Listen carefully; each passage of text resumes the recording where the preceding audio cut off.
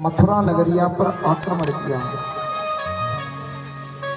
जितने भी राक्षस लेकर के आया सभी राक्षसों का भगवान श्री कृष्ण वध करके जाते हैं।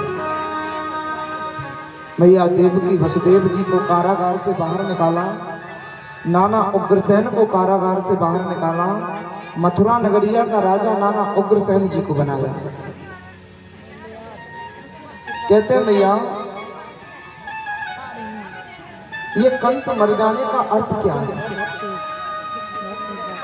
प्यारे भक्तों, ये तो कथाओं में आप सुनते ही रहते हो, कंस का वध हुआ, रावण का वध हुआ, राक्षसों का वध हुआ, ये तो सुनते ही रहते हैं। लेकिन सही मायने में राक्षस तो वही राक्षस सभी के अंदर विराजमान है। राक्षस कौन सा है? अहंकार रूपी राक्षस, द्वेष रूपी राक्षस, सभी के अंदर वही राक्षस विराजमान है। अब उस राक्षस का वध कैसे होगा?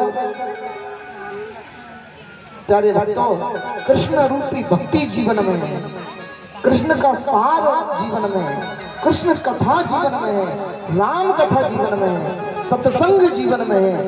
तो फिर प्यारे भक्तों, ऐसे राक्षसों का और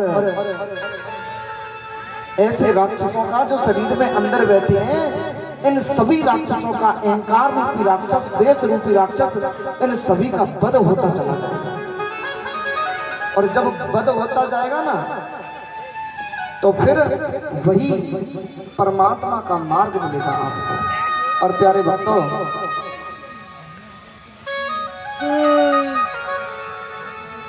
श्री रामचरितमानस में भी कहा जाता है, बिन सत्संग विवेक न। तो कहते हैं सत्संग और कथा जीवन में बहुत आवश्यक है, क्योंकि आप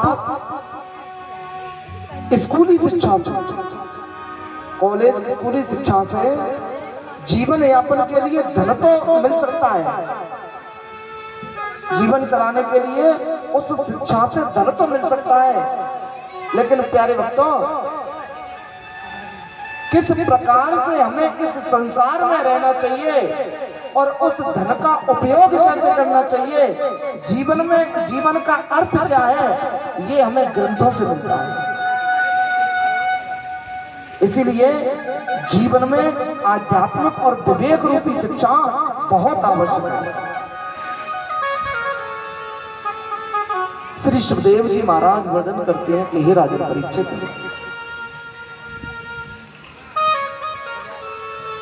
जो राक्षस जरासंध लेकर के आया, भगवान श्री कृष्ण और बलराम जी ने उन सभी राक्षसों का वध किया। काफी दिन व्यतीत हो गए।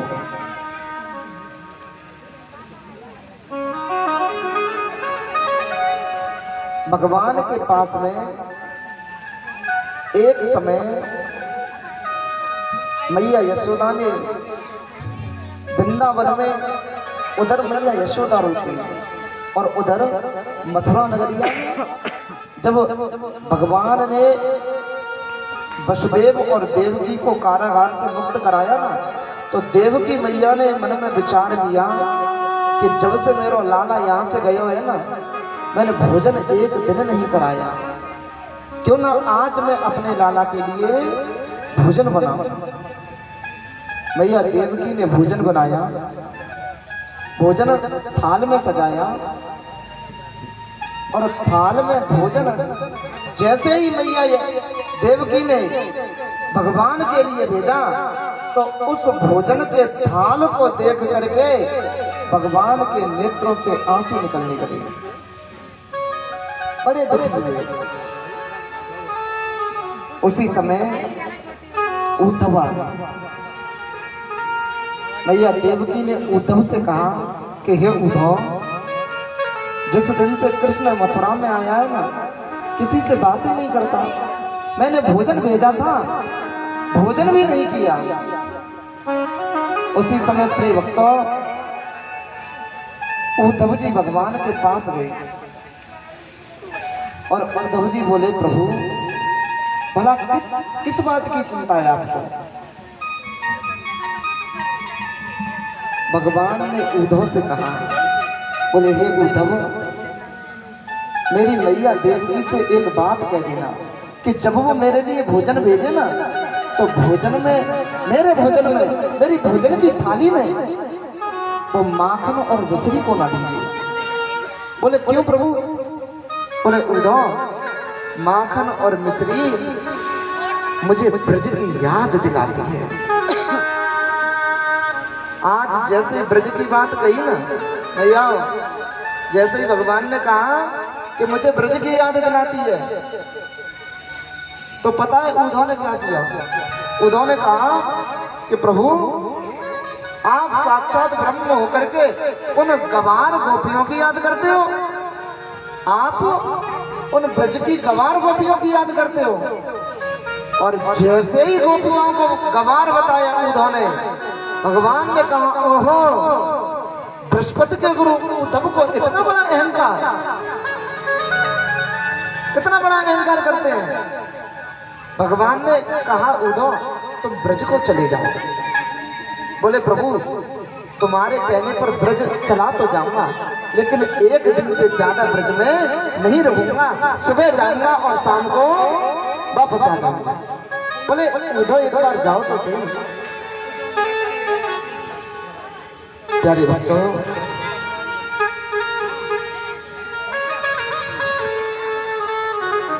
आज भगवान के कहने पर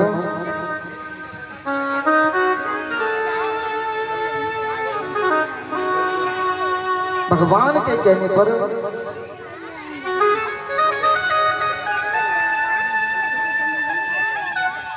उद्धव जी जो थे ना,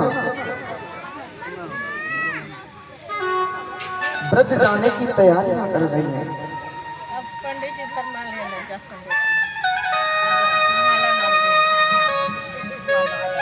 और ब्रज कैसे जा रहे हैं?